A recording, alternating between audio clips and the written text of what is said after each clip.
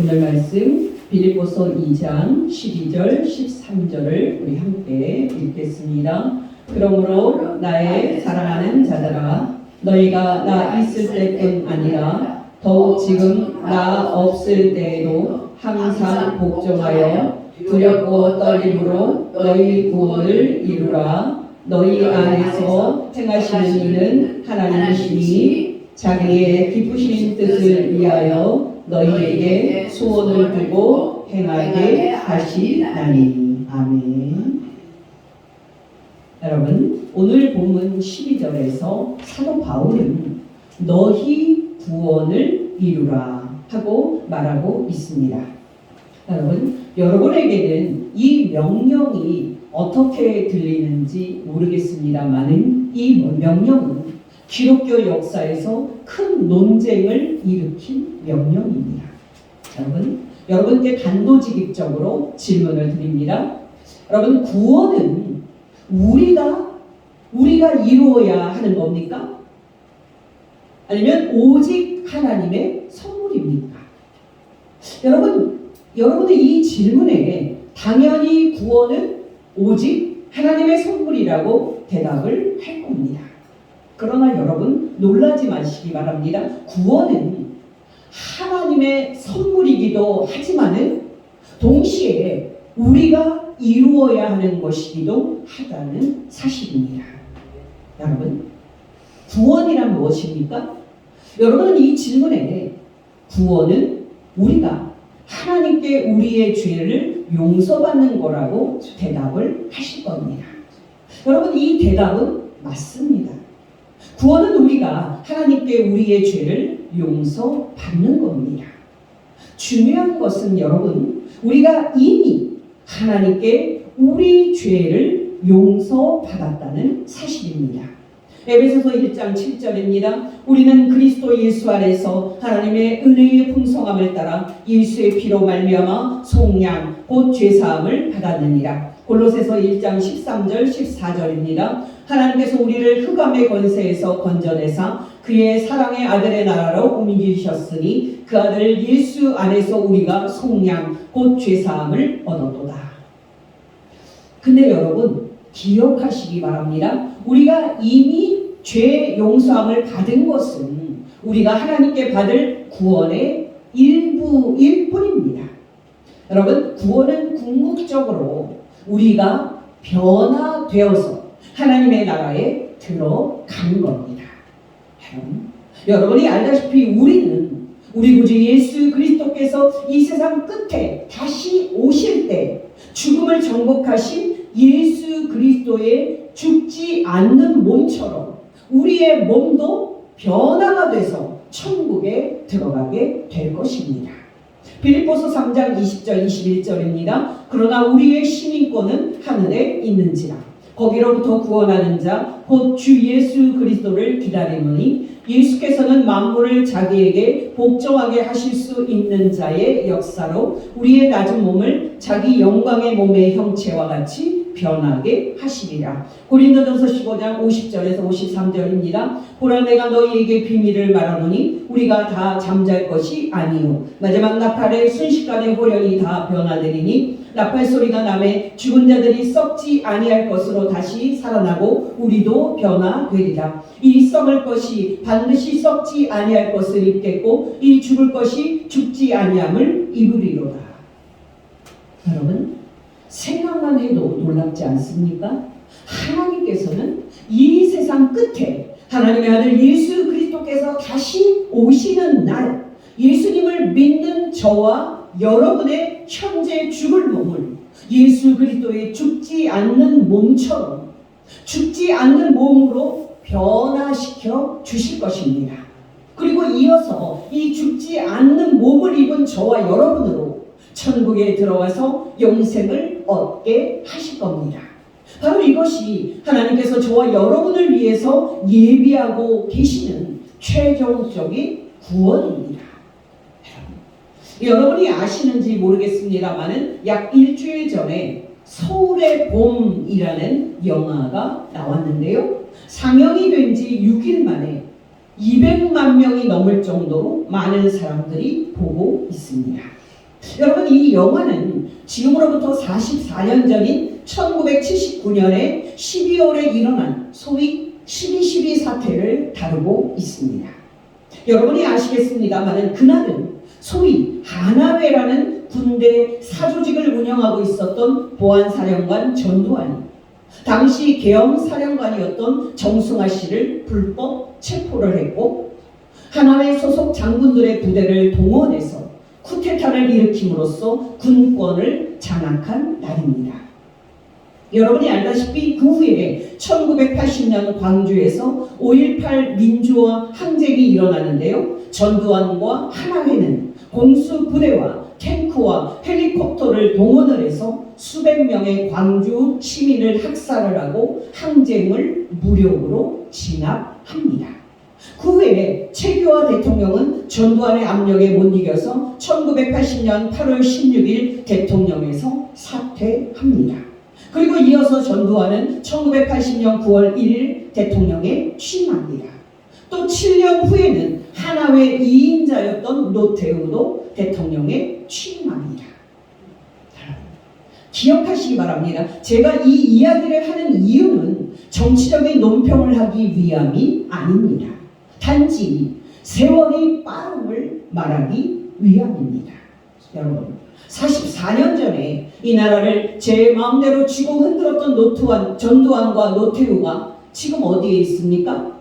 바로 무덤에 있습니다. 여러분, 우리 시야를 조금 넓혀 보십시다. 여러분, 그 넓은 중국을 공산주의로 통일을 했던 모택동은 1976년 9월 9일 죽을 때까지 약 27년 이상 동안을 중국을 제 마음대로 주무릅니다. 모택동 이후에 중국을 한 손에 쥐고 중국을 개혁 개방으로 이끌었던 등석병도 93세의 나이로 1997년 2월 19일에 죽습니다. 여러분, 그 대단한 모택동과 등석병이 지금 어디에 있습니까? 다 무덤에 있습니다. 여러분, 기억하시기 바랍니다. 이 세상 끝까지 세상을 한 손에 쥐고 흔드는 사람들이 계속 등장할 것입니다. 그러나 여러분, 그 사람들이 등장하는 일이 영원히 계속되지는 않을 겁니다.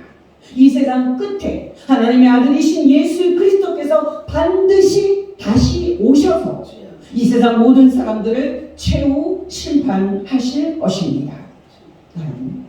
우리는 역사를 생각하거나 우리의 일생을 생각을 할 때 1년이나 10년이나 짧게 생각을 하는 경향이 있습니다만 우리는 시간을 적어도 100년 단위로 생각을 하고 멀리 내다봐야 합니다. 여기 있는 사람들 중에 100년이 지나도 살아있을 사람이 있을까요? 분명히 그때가 되면은 우리 모두는 이 땅에 있지 않을 겁니다. 앞에서 제가 서울의 봄 영화를 말씀을 드렸습니다만 그 영화는 이 땅에 과연 정의가 있는가? 라는 질문을 제기하고 있습니다.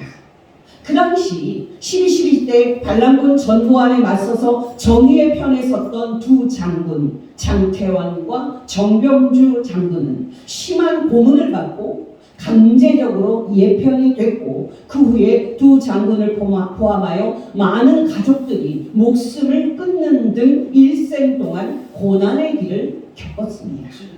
여러분, 불법이라도 권력을 차지한 악인들은 이 세상에서 모든 호사를 누리고 천수를 누리다가 죽었는데 정의의 편에 섰던 사람들은 말할 수 없는 고통 속에서 살다가 비참하게 죽은 것을 우리가 어떻게 이해를 해야 하겠습니까? 앞으로 설교에서 내가 말씀을 드릴 겁니다만 여러분 기억하시기 바랍니다. 예수 그리스도께서 이 세상 끝에 다시 오셔서 정의로 모든 사람들을 최후 심판하실 때까지는 이 세상에서 총칼을 가진 자들이 세상을 지배할 것이고 모택동이 말한 것처럼 총구에서 권력이 나올 겁니다. 정말 그때까지는 돈과 권력이 있는 자들이 세상을 지배할 것이고 돈에서 권력이 나올 것입니다. 정말 예수께서 다시 오실 때까지는 이 세상에서 정의는 짓밟히고 힘과 불의가 승리하게 될 것입니다. 그러나 여러분, 기뻐하시기 바랍니다. 하나님의 아들이신 예수 그리스도께서 이 세상 끝에 다시 오시는 날, 이 땅에 정의가 실현될 것입니다. 그날에 재판장이신 예수 그리스도께서는 이 세상에서 불법을 행하고 정의를 짓밟은 모든 사람들을 심판하시고 이 땅에 정의를 세울 겁니다. 그러므로 여러분의 개인의 인생을 보거나 이 세상의 상태를 보고 혹시 낙심하고 있습니까? 낙심하지 마시기 바랍니다. 우리 구주 예수 그리스도께서 다시 오시는 그 구원의 날을 멀리 바라보면서 날마다 소망 가운데 여러분이 있는 자리에서 충성하시기를 예수 이름으로 축원합니다. 아멘. 저는 지금까지 우리가 받는 구원을 두 가지 차원에서 말씀을 드렸습니다. 즉 우리가 처음으로 예수를 믿을 때 하나님께서 이미 우리 죄를 용서받았다는 사실을 말씀을 드렸습니다. 또 이 구원은 이 세상 끝에 예수 그리스도께서 다시 오셔서 정의로 이 세상 모든 사람을 최후 심판하실 때 우리의 현재 죽는 몸이 예수 그리스도의 죽지 않는 몸처럼 완전히 변화가 돼서 우리가 이 죽지 않는 몸을 입고 천국에 들어가 영생을 얻을 때에 궁극적으로 완성된다는 사실도 말씀을 드렸습니다. 문제는 여러분, 이 두 가지 차원에서 구원을 생각을 해보면 에베소서 2장 12절에서 말하는 것처럼 우리가 우리의 구원을 이루어야 할 여지가 결코 없다는 사실입니다. 여러분, 우리가 하나님께 죄의 용서함을 받기 위해서 우리가 해야 할 일이 있습니까? 하나도 없습니다. 우리는 단지 예수 그리스도의 피와 죽음으로 하나님의 측량할 수 없는 은혜로 죄의 용서를 받았습니다. 또 여러분, 예수 그리스도께서 이 땅에 이 세상의 끝에 다시 오실 때에 우리의 현재 죽는 몸이 예수 그리스도의 영광의 몸처럼 죽지 않는 몸으로 변화됨에 있어서 우리가 해야 될 일이 있습니까? 하나도 없습니다. 우리는 단지 믿음과 소망으로 기다리기만 하면 됩니다.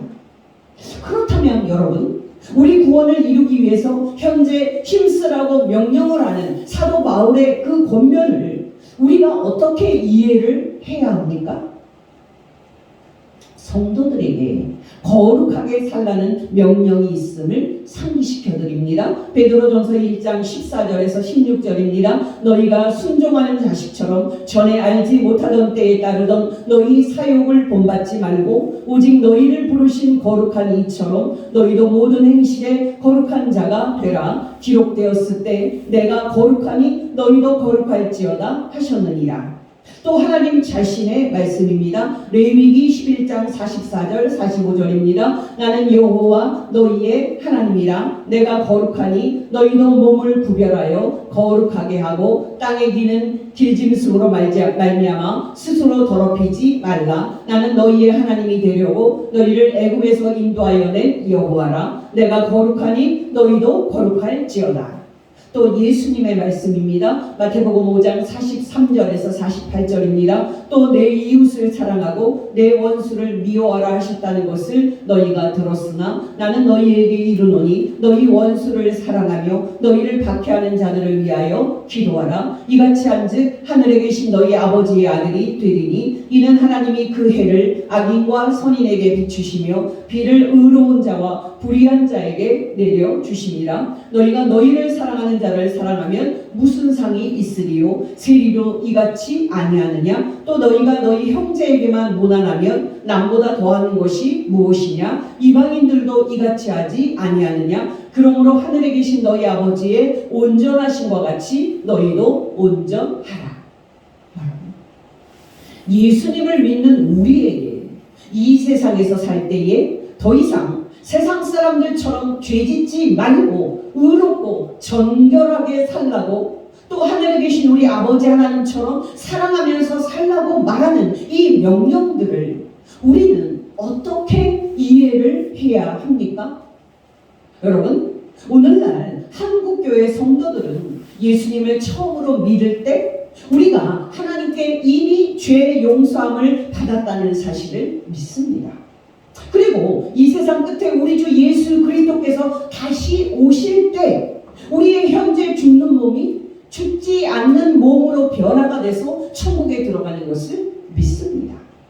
그러나 오늘날 한국교회 성도들은 현재 그들이 사는 삶이 장차 천국에 들어가서 구원을 얻는 것과 관계가 있다는 사실을 모르고 있습니다. 아니면 안다고 해도 그렇게 중요하게 생각하지 않고 가볍게 생각을 하고 있습니다. 그러나 여러분 기억하시기 바랍니다. 우리가 이 세상에서 사는 삶은 우리가 장차 천국에 들어가서 영생을 얻는 것과 밀접한 관계가 있습니다. 정확하게 말씀을 드린다면 우리가 이 세상에서 어떻게 사느냐에 따라서 장차 우리가 천국에 들어갈 것인지 지옥에 들어갈 것인지가 결정이 되게 될 것입니다. 분명히 여러분은 지금 제 말을 듣고 놀라실 겁니다. 그러나 여러분 기억하시기 바랍니다. 지금 제가 하는 말은 성경에 있는 말씀입니다. 최근에 우리는 추수감사절을 지켰습니다. 여러분이 알다시피 추수는 참으로 정직한 겁니다. 콩 심은 데 반드시 콩이 나게 되어 있고 팥 심은 데는 반드시 팥이 나게 되어 있습니다. 포도나무에서 포도가 나는 것이 당연한 거고 가시나무에서 가시가 나는 것이 당연하지 않겠습니까? 여러분 놀라지 마시기 바랍니다. 이 심은 대로 거둔다 하는 이 원칙은 우리가 구원을 얻을 때도 동일하게 적용이 됩니다. 갈라디아서 6장 7절 8절입니다. 스스로 속이지 말라. 하나님은 업신여김을 받지 아니하시나니 사람이 무엇으로 힘든지 그대로 거두리라. 자기의 육체를 위하여 심는 자는 육체로부터 썩어질 것을 거두고 성령을 위하여 심는 자는 성령으로부터 영생을 거두리라. 단도직입적으로 말씀을 드려서 만약에 어떤 예수 믿는 성도가 예수를 잘 믿다가 중간에 죄와 사단의 유혹을 받아서 타락을 했다면 그 성도는 어떻게 될까요? 성경은 이에 대해서 두 가지를 말합니다. 첫째, 예수님을 잘 믿다가 누구나 중간에 죄를 짓고 타락할 수 있습니다. 이때 중요한 것은 철저히 회개하는 겁니다. 그러면 그가 지은 모든 죄를 용서받을 수 있고 최종적으로 천국에 들어갈 수 있습니다. 요한일서 1장 9절입니다. 만일 우리가 우리 죄를 자백하면 하나님은 미쁘시고 의로우사 우리 죄를 사하시며 우리를 모든 불의에서 깨끗하게 하실 것이요. 7절입니다. 하나님이 빛 가운데 계신 것 같이 우리도 빛 가운데서 행하면 우리가 서로 사귐이 있고 그 아들 예수의 피가 우리를 모든 죄에서 깨끗하게 하실 것이요. 둘째, 만약에 여러분이 예수님을 잘 믿다가 중간에 죄를 짓게 되었을 경우에 회개하지 않는다면 어떻게 될까요? 여러분이 놀라시겠지만 그 사람은 하나님 나라에 절대 들어갈 수 없습니다.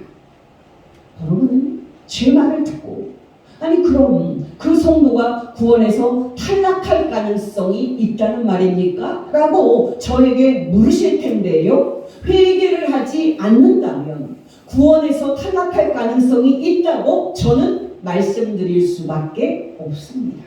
왜냐하면 성경이 그렇게 말하고 있고 죄를 회개하지 않는다면 하나님의 나라에 들어가지 못할 거라고 경고를 하고 있기 때문입니다. 물론 여러분 이때 중간에 죄를 짓는 것은 우리가 어떤 거짓말을 했다든지 또 한 번 죄 지은 것을 말하는 그런 것이 아니고요. 믿음에서 떠나서 계속 죄 가운데 사는 것을 말하는 겁니다. 회개하지 않으면 절대 하나님의 나라에 들어갈 수 없다고 경고하는 말씀과 함께 회개하라고 촉구하는 말씀들입니다. 갈라디아서 5장 19절에서 21절입니다. 육체의 일은 분명하니 곧 음행과 더러운 것과 호색과 우상 숭배와 주술과 원수 맺는 것과 분쟁과 시기와 분냄과 당지는 것과 분열함과 이단과 투기와 술 취함과 방탕함과 또 그와 같은 것들이라. 전에 너희에게 경계하신 것처럼 경계하노니 이런 일을 하는 자는 하나님의 나라를 유업으로 받지 못할 것이요. 또 고린도전서 6장 8절에서 10절입니다. 너희는 불의를 행하고 속이는구나. 그는 너의 형제로다. 불의한 자가 하나님의 나라를 유업으로 받지 못할 줄을 알지 못하느냐. 미혹을 받지 말라. 음행하는 자나 우상 숭배하는 자나 간음하는 자나 탐색하는 자나 남색하는 자나 도적이나 탐욕을 부리는 자나 술 취하는 자나 모욕하는 자나 속여 빼앗는 자들은 하나님의 나라를 유업으로 받지 못하리라. 그렇다면 여러분, 우리가 장차 천국에 들어갈 수 있으려면 좋은 나무가 좋은 열매를 맺듯이 예수 믿는 우리가 이 세상에서 의로운 삶이라는 열매를 맺어야 한다 하는 결론이 나옵니다. 중요한 것은 이 결론이 우리 주 예수 그리스도께서 하신 말씀과 같다는 사실입니다. 좀 길지만 잘 듣게 되시기를 바랍니다. 마태복음 7장 16절에서 24절입니다. 그들의 열매로 그들을 알리니 가시나무에서 포도를 또는 엉겅퀴에서 무화과를 따겠느냐. 이와 같이 좋은 나무마다 아름다운 열매를 맺고 못된 나무가 나쁜 열매를 맺나니 좋은 나무가 나쁜 열매를 맺을 수 없고 못된 나무가 아름다운 열매를 맺을 수 없느니라. 아름다운 열매를 맺지 아니하는 나무마다 찍혀 불에 던져지느니라. 이러므로 그들의 열매로 그들을 알리라. 나더러 주여 주여 하는 자마다 다 천국에 들어갈 것이 아니요 다만 하늘에 계신 내 아버지의 뜻대로 행하는 자라야 들어가리라. 그날에 많은 사람이 나더러 이르되 주여 주여 우리가 주의 이름으로 선지자 노릇하며 주의 이름으로 귀신을 쫓아내며 주의 이름으로 많은 권능을 행하지 아니하였나이까 하리니 그때에 내가 그들에게 밝히 말하되 내가 너희를 도무지 알지 못하니 불법을 행하는 자들아 내게서 떠나가라 하리라. 그러므로 누구든지 나의 이 말을 듣고 행하는 자는 그 집을 반석 위에 지은 지혜로운 사람과 같으리니.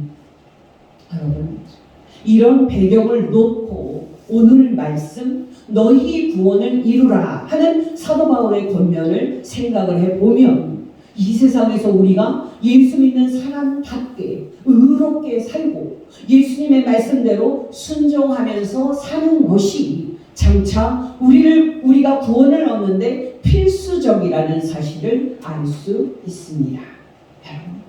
오늘 설교를 시작하면서 제기했던 이 질문을 상기해 보십시다. 여러분, 우리가 장차 천국에 들어가는 데 있어서 우리가 할 일은 아무것도 없고 우리가 이루어야 할 일은 아무것도 없는 겁니까? 우리가 장차 천국에 들어가는 것은 단지 하나님의 은혜와 선물일 뿐이고 천국에 들어가기 위해서 우리가 아무것도 하지 않고 단지 수동적으로 기다리기만 하면 되는 겁니까? 결코 그렇지 않다는 사실입니다.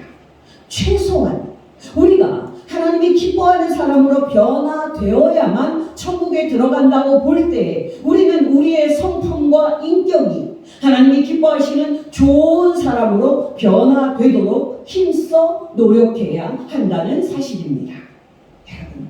여러분이 알다시피 그 당시 빌립보 교회 성도들은 다른 문제가 없었지만은 교회의 하나됨 그리고 일치를 이루는 데 있어서 실패하고 있었습니다. 빌립보 교회 성도들은 파당을 만들어서 서로 편을 가르고 있었고 서로 갈등하고 분열하고 있었습니다. 여러분이 알다시피 문제는 교만이었습니다. 서로 다른 사람 위에 올라서려고만 했지 빌립보 교회 성도들은 자신을 낮추고 서로 사랑으로 종노릇하기는 싫어하고 있었습니다.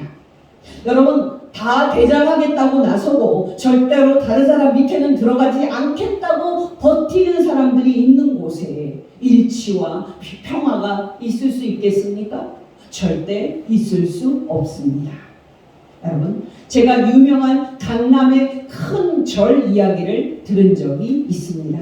여러분, 교회도 그렇지만은 절도 집회 때마다 신도들에게 식사를 대접하고 섬기는 그런 당번들이 있습니다. 물론 여러분, 이 당번은 모든 신도들이 돌아가면서 합니다. 근데 여러분, 어떤 일이 있었는지 아십니까? 소위 사자가 들어가는 판검사, 교수, 의사, 부인들이 자기들은 그런 일을 못하니까 빼달라고 요구를 했습니다. 여러분, 이런 일이 절에서만 있습니까? 슬프게도 교회 안에서도 있습니다. 자신들이 세상에서 사자가 달린 그 사자 부인들로 대접을 많이 받고 특혜를 많이 받는 여자들이 교회 안에서도 똑같이 세속적인 정신으로 대접을 받겠다고 요구하는 것이 교회의 현실입니다. 여러분, 기억하시기 바랍니다. 우리가 하나님의 백성들의 공동체의 교회 생활을 하면서 예수 믿기 이전에 옛사람의 모습과 행태를 벗지 못하고 그대로 갖고 있으면서 교회의 일치와 화평을 깨는 것은 용납될 수 없습니다. 왜냐하면 예수님을 믿는 모든 사람들은 옛사람을 벗고 새 사람을 입고 변화될 것을 하나님께 요구받고 있기 때문입니다. 그런 점에서 여러분, 우리가 이 땅에서 살아갈 때 우리의 책임이 있다는 사실을 아셔야 합니다. 왜 그렇겠습니까? 놀라시겠지만 저와 여러분을 포함하여 예수님을 모든 사람들도 장차 예수님의 최후 심판대 앞에 서야 하는 존재이기 때문입니다. 바로 그런 의미에서 사도 바울은 12절에서 두렵고 떨림으로 너희 구원을 이루라 하고 우리에게 말하는 겁니다. 여러분, 이 정도 이야기만 들으면 분명히 여러분의 마음에 무거운 마음이 생길 겁니다. 그러나 여러분, 우리가 이 땅에서 우리가 어떻게 사느냐가 우리가 장차 천국에 들어가느냐를 결정을 하니까 우리가 진실한 마음으로 사는 것이 중요합니다만은 균형이 필요합니다. 여러분, 12절에 이어서 13절에서 사도 바울이 뭐라고 말하고 있습니까?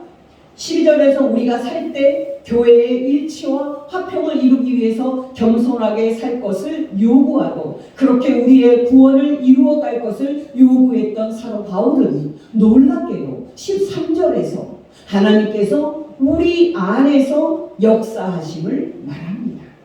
13절입니다. 너희 안에서 행하시는 이는 하나님이시니 자기의 기쁘신 뜻을 위하여 너희에게 소원을 두고 행하게 하시나니. 여러분, 기억하시기 바랍니다. 우리가 예수 그리스도의 겸손의 마음을 품고 날마다 변화된다면 그것은 우리의 결단과 순종의 결과일 것입니다. 그러나 여러분, 우리가 그렇게 겸손한 마음을 품고 다른 사람을 존중하고 낮게 여겨서 교회의 일치와 화평을 이루는 사람이 되는 것은 바로 하나님께서 우리 안에서 우리의 마음과 의지를 붙잡고 계시는 결과이기도 합니다. 오늘 다룬 이 문제, 즉 구원을 이루어감에 있어서 우리 인간의 책임과 하나님의 주권은 겉으로 보면 상충하는 것처럼 보입니다. 그래서 여러분, 기독교 역사 속에서 항상 그러했던 것처럼 이 둘 중 하나만 강조하려는 일들이 항상 있었습니다. 예를 들어서 여러분, 칼비를 따르는 장로교 신자들은 하나님의 창세전 선택과 예정과 하나님의 주권을 강조하면서 택함을 받은 성도들은 중간에 절대 구원에서 탈락할 수 없다고 강조했습니다. 이에 반해서 여러분, 요한웨슬레를 따르는 우리 감리교회 교인들을 포함해서 성화에서 인간의 책임을 강조하는 교파들은 예수님을 잘 믿었어도 중간에 탈락하고 회개하지 않는다면 구원에서 탈락할 가능성이 있다고 주장했고, 결과적으로 성도들에게 천국에 들어갈 때까지 깨어있고 죄를 지어서는 안 됨을 강조했습니다. 여러분, 이 두 입장 중에서 어느 것이 맞습니까? 여러분, 놀라지 마시기 바랍니다. 이 둘 다 맞는 입장입니다. 여러분께 권면드립니다. 여러분은 이 둘 중에 하나만 취하는 그런 실수를 하지 마시기를 바랍니다. 하나님께서 오늘 여러분의 영혼을 부르신다면 흠없고 정결한 사람으로 하나님 앞에 설 수 있도록 오늘이 마지막 날인 것처럼 날마다 여러분의 성품이 예수 그리스도의 형상으로 변화되도록 힘쓰고 또 힘쓰시기를 예수 이름으로 축원합니다. 아멘. 그러나 이때 하나님께서 여러분 안에 계시면서 여러분에게 그렇게 하고 싶은 마음과 의지를 주셔서 여러분을 도와주실 것을 아시고 기쁨과 소망을 가지고 교회의 일치와 화평을 이루는 사람이 되시기를 예수 이름으로 축원합니다. 아멘. 여러분 여기 두렵고 떨림으로 너희 구원을 이루라 하고 말하는 사도 바울의 겉면에서 두렵고 떨림은 내가 중간에 구원에서 탈락이 될 수 있다는 두려움과 염려를 말하는 것이 아닙니다. 우리에게 예비하신 하나님의 구원과 천국이 너무 영광스럽기 때문에 내가 반드시 그 천국에 들어가야 한다 하고 생각하는 건강한 긴장 상태를 말하는 겁니다. 여러분께 권면드립니다. 하나님께서 여러분의 영혼을 부르시는 그날까지 여러분의 등에 기름이 떨어지지 않도록 깨어 있으셔서 착한 행실과 착한 믿음으로 등불이 환히 밝히는 복된 성도 되시기를 예수 이름으로 축원합니다. 아멘. 여러분 날마다 게으르지 말고 깨어 기도하시고 날마다 열심히 하나님의 말씀 성경 말씀을 묵상하시고 날마다 그 말씀을 순종하면서 사는데 힘쓰십시오. 그렇게 믿음으로 여러분이 달려갈 길을 잘 경주하고 마치면 예수 그리스도께서 장차 여러분에게 생명의 면류관을 주시고 천국으로 들어가는 축복을 주실 겁니다. 아멘. 이번 2023년도도 한 달만 남았습니다. 그래서 저와 여러분이 믿음으로 깨어서 2023년을 마치고 2024년을 맞이하는 복된 성도 되시기를 예수 이름으로 축복합니다. 기도하시겠습니다.